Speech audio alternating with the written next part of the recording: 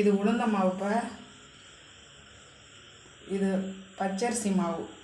இதை கலந்துக்கலாம். இது கூட வந்துட்டு வெங்காயம் சேர்த்துக்கலாம். பெருஞ்சீரகம் கொஞ்சம் சேர்த்துக்கலாம்.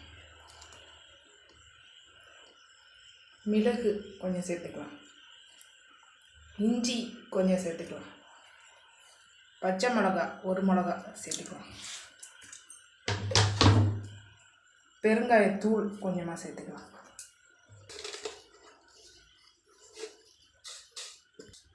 இந்தளவுக்கு உப்பு, நைஸ் உப்பு சேர்த்துக்கலாம். இது எல்லாத்தையும் பிசைஞ்சு போண்டா மாதிரி போட்டு தரேன்.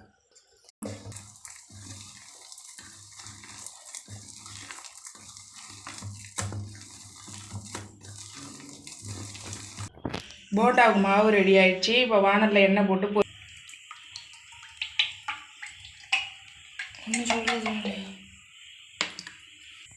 ஏற்றுறேன்.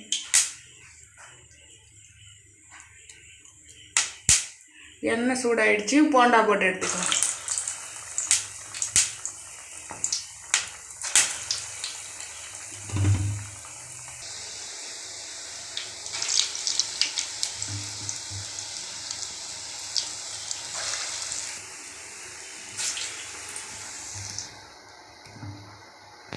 பெரட்டி விடலாம். போண்டா வெந்த பிறகு பெரட்டி விடலாம்.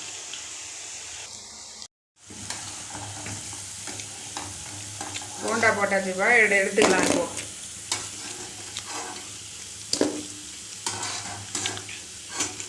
இப்போ இது உளுந்த மாவு வச்சு செஞ்சுருக்கோம். அடுத்து அரிசி மாவு வச்சு இனிப்பாக போடலாம். அரிசி மாவு இது.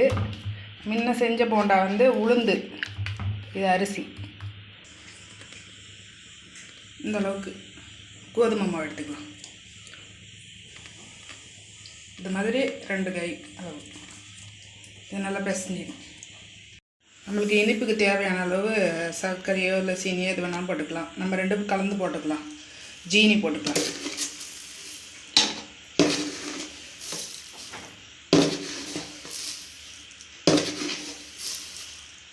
இது மாதிரி நாட்டு சர்க்கரை கொஞ்சம் போட்டுக்கலாம்.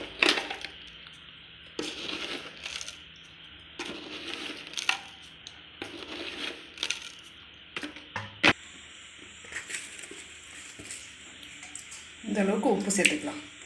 இப்போ நல்லா பிசைஞ்சு அப்புறமா காட்டுறேன். இது எல்லாத்தையும் நல்லா மிக்ஸ் பண்ணிக்கலாம்.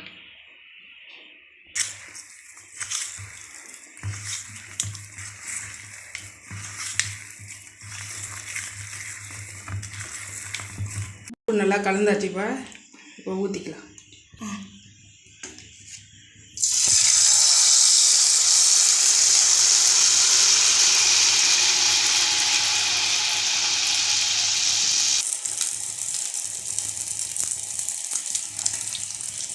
இந்த மாதிரி உப்பி வந்த பிறகு தான் இன்னொன்று ஊற்றணும்.